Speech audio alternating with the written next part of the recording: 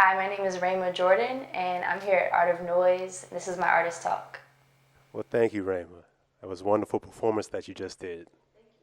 So now we want to talk about your painting. All right, and we got a little bit of the performer. Now we want to talk to Rhema the painter.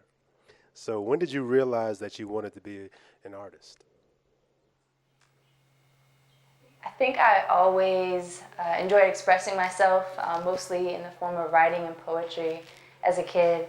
And my visual practice actually took form in photography just throughout my teenage years. And then when I got to college, I had the opportunity to start painting and fell in love with painting. I started hanging out with a friend who was taking painting one at my college, and just kind of started to create and to kind of spontaneously put paint to canvas, and kind of dove into my studio practice from there. And definitely noticed that like my poetry and my music is another art form that's kind of been with me, mostly vocal, singing and guitar. So I think the realization was like through time, but I think I started to embrace kind of my identity as an artist my sophomore year of college, and painting kind of helped to bring that into realization. All together. So, based on looking at some of your work and talking to you, it seems like your influences come from a lot of abstract expressionism. Can you tell the audience in a sentence or two, what is abstract expressionism? So abstract expressionism was a movement that was mostly based in New York City that took place in the late 1940s and 50s. And the abstract expressionist painters and artists actually created from the unconscious mind. And their work also was very emotive by nature, and about the unseen. So yeah, it was kind of a radical movement at the time, and I really resonate with their style aesthetically, as well as their kind of philosophy behind making art, which is unconscious, from the unconscious mind, and also very improvisational in nature. Very nice, very nice. Now, you're an oil painter. So, what would you tell someone, an artist who is looking to transition into oil or get into oil? What word of advice would you give that individual? Yeah, I'm not sure if I quite have advice, but I love painting with oil. It is, it kind of gives me the ability to work with my pieces for longer and to kind of adjust and change them more readily. I just enjoy the quality of oil paint, um, the texture. I would say, in painting with oil, you're thinking a lot about dimension, and uh, as with all visual art, you're thinking about color, you're thinking about tonality. Acrylics are a great place to begin, but oil painting is kind of, I guess it takes a bit more thought and reflection time in what you're doing, particularly when you're looking to complete a piece. But yeah. Right, it's kind of like the next step, You have to be very intentional with Yeah, oil. there's a level of intention that comes in painting with oil. So the title of this exhibition is called Genomai. Can you let the audience know what is Genomai? Yeah. So genomai is a Greek origin word that means to come into being or to come into existence. And in reflecting on this body of work some months ago, kind of this notion of existence and identity was very prevalent in my mind. And I love words, so I'm always seeking words that kind of fit my experience, my thought life. And yeah, I found the word genomai. And I think kind of just this, well, the era that we're in is quite unique, and also there's a lot of emergence. There's a lot of emergence taking place, re-emergence, new emergence. And I think the body of work, both the older pieces as well as the ones that came out of this time of pandemic, are speaking to kind of a new existence that's being created for me in my own life as well as on a larger scale. It's kind of confronting, my work is often about confronting inner narratives and kind of challenging my natural way of thinking about things. Um, there's often poetic verse in my work. So thinking kind of philosophically about existence and about identity, about binaries of within identity, such as gender binaries, racial binaries, and kind of, just being in conversation with existence is really what I felt like this work was about. And the word genomai just happened to fit in terms of an overarching term. Well, I feel like we all have our own genomai, and just like you articulated what yours was, I believe we all have ours, and I believe that your work kind of reiterates and speaks to everyone's process into being in that journey. So, what did you, through this experience and creating this body of work, what did you learn? Is there anything particular that you learned through this creative process that you didn't know before?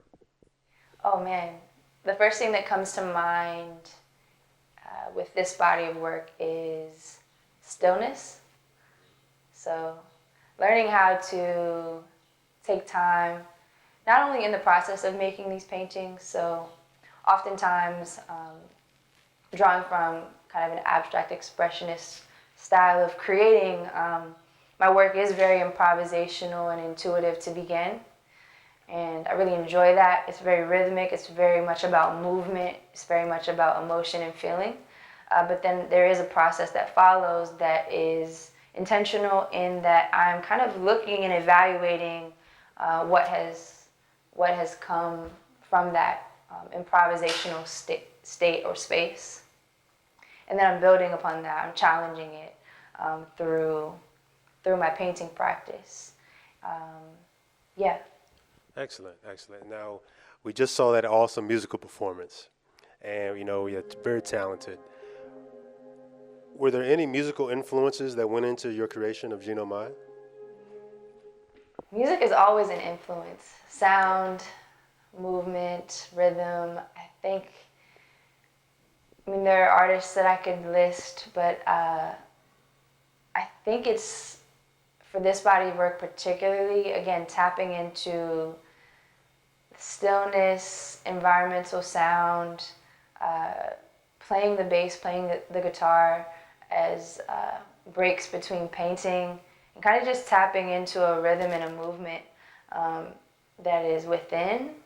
I think rhythm is synonymous with life, and the music is kind of inherent in the work, for sure. But genres that influence me are jazz, soul, funk, roots, all of it. I listen All to the elements, all the yeah, elements. they're all elements. They're all elements, and I feel like if I'm not thinking of music, I'm constantly listening to music. So there's like such a broad range of influences, but it really is like stemming from my belief that rhythm is inherent in us.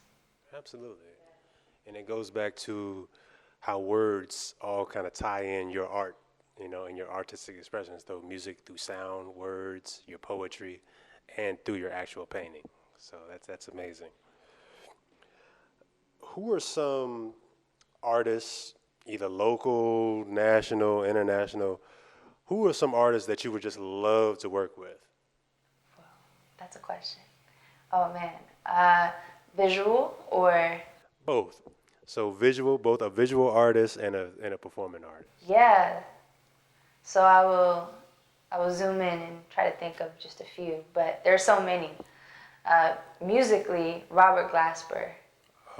Would Good love choice. to work with Robert Glasper. His versatility and his skill and attention to detail and the collaborations that he engages in are just like phenomenal. So from a musical perspective, I would love to have the opportunity to work with him. And from a visual perspective, there's an artist by the name of Kennedy Yanko, and she is a sculptor and visual artist, and she does just some phenomenal, very physical sculptures and pieces with such a distinct color palette. I'm not sure what a collaboration there would look like, but I love her work. Well, I want to speak something into existence. All right, so Robert Glasper, if you're listening, hopefully he may see this and be like, you know what, I want to work with you too. So that'd be great. That would be a moment. So, you know, you're also considered to be a sound poet, you know, and people always probably challenge you, you know, from a hip hop standpoint, where to say spit something, you know. Have you ever been asked to recite on spot? No, not well. Maybe by friends and family, but not really on a platform, I should say. But I enjoy it. Poetry is also very improvisational, so I've done it, but I haven't really done it by request. You haven't done it by request? So if somebody in the audience who's listening to this right now is like, I wonder if she could give me a line or two, what would you say? I could do that. I think I enjoy prompts, however. Okay. So if you give me something to speak poetry about, I can do that. So whether it be a word, whether it be a topic, whether it be a circumstance. Yes, anything. I could do my best. Well, I want to give you something that you mentioned during your performance about breath and breath of life and being able to breathe. So, you know, could you give us something about breathing and taking the knees off of our necks? I think you just came up with it right there. Did I just spit something? All right, we're gonna record that. Yeah, that's yeah. Woo. Man, what a time we're in, where Black lives that have always mattered are having to scream that they matter. The breath in our lungs is not young. We have existed from the foundations of the earth, running into spaces that disregard our freedom in a moment's notice. The result of our toil, undeserved. The destiny in our veins, unmatched. You will watch us move, but you will not see us crack. You will hear us breathe, and you will sit in amazement at all we have risen from to be in this place. Got to get the finger snap for that. That was beautiful. So what's next for you upcoming this year? Where's your next exhibition? Where are you going next after you? Art of Noise. Well, I'm based here in DC, so the work will continue from my studio here in Northwest. Next shows are yet to be announced. But yeah, the work continues. The work continues. The poetry, the music, the visual work. Yeah, I would love to continue spreading roots here in DC. I have some roots in New York as well. So yeah, kind of just seeing where things lead. We're in such an uncertain time, but I'm excited to see, where my work will find a next home. And where can people go to follow you and your work? So you can find me on social media, on Instagram, Rhema.Jordan. And my website is rhemajordan.com. So those are two places that you can keep up to date with me and my work. All right. Well, thank you for your time today, and thank you for your art.